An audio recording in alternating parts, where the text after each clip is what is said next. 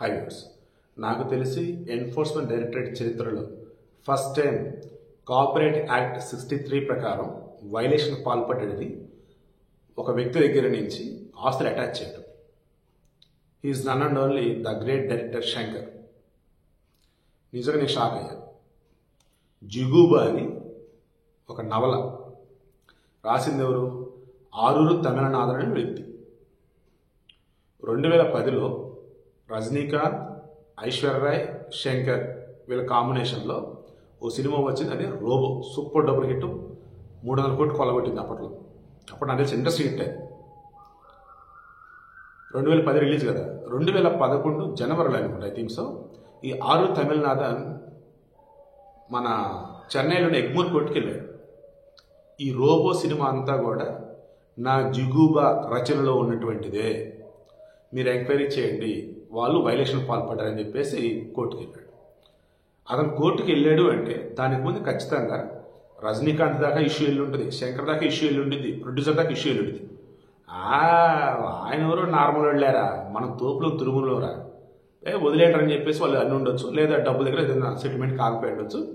ఇక ఆరూరు తమిళనాడు 2011లో కోర్టుకు వెళ్ళాడు. మొన్న ఫిబ్రవరి 17వ తారీఖున ఎన్ఫోర్స్మెంట్ డైరెక్టరేట్ వాళ్ళు శంకర్కి చెందినటువంటి అక్షరాల 10,11,00,000ని అటాచ్ చేసింది, సీజ్ చేసింది. First time in Indian history. ఏమని? కార్పొరేట్ ఉల్లంఘనల వల్ల, కార్పొరేట్ ఉల్లంఘన పాల్పడ్డాడు సెక్షన్ 63 అన్నట్టు ఆస్తులు సీజ్ చేయడం. మరి దీనికి ఎవరండి క్లారిటీ ఇచ్చిందంటే ఇండియన్ మన film and television corporation of Indiana,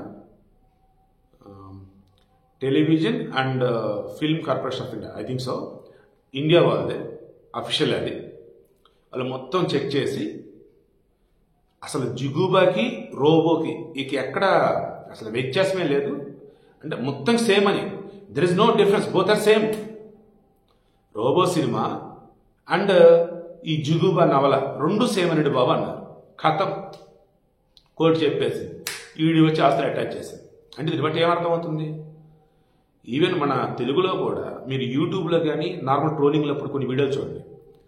Rajamouli కొన్ని ఓకే, అసలు త్రివిక్రమ్ అయితే డిట్ట దిగిపోతాయి. అసలు నేను ఆశ్చర్యపోతున్నా, అరే నేను ఇష్టపడినటువంటి డైరెక్టర్ త్రివిక్రమ్ వచ్చేసి ఇంత కాపీ కింగ్ అని. ఇప్పుడు శంకర్ ఆల్మోస్ట్ అలాగే కనిపిస్తా ఉన్నాడు.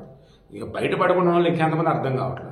స్టార్ డైరెక్టర్లు ఏంటి, ఈ కాపీలు కొట్టడం ఏంటి, కాపీలు కొట్టి ఒరిజినల్ క్రెడిట్ ఇవ్వకపోవటం ఏంటి, ఇంత దారుణం ఏంటి? But feeling very very sad and very very bad about Shankar. మొత్తానికి ఆ జిగూబా వచ్చేసి ఆరూరు తమిళనాడుందే ఈడీ ఆస్తులు అటాచ్ చేసింది. శంకర్ తీసుకునేమో అప్పట్లోనే 11,50,00,000 అంట సినిమాకి. ఇప్పుడు అటాచ్ చేసింది 10,11,00,000 అంట. అండ్ సినిమాకి వచ్చిన కలెక్షన్ 300 కోట్లు చిల్లర. ఇప్పుడు ప్రొడ్యూసర్ ఇస్తాడా, శంకర్ ఇస్తాడా, ఏ రకంగా ఈ ఆరూరు తమిళనాడుకి సంబంధించేసి కాంపన్సేట్ చేస్తారు? అండ్ కేసు వచ్చేసి ఏ రకం ముందుకెళ్ళింది? First time Indian history corporate చట్ట ఉల్లంఘన కింద అసలు ఆస్తులు అటాచ్ చేయటం ఏంటి? అంటే వెనకాల ఈడీనా, మోడీనా, ఇంకెవరన్నా?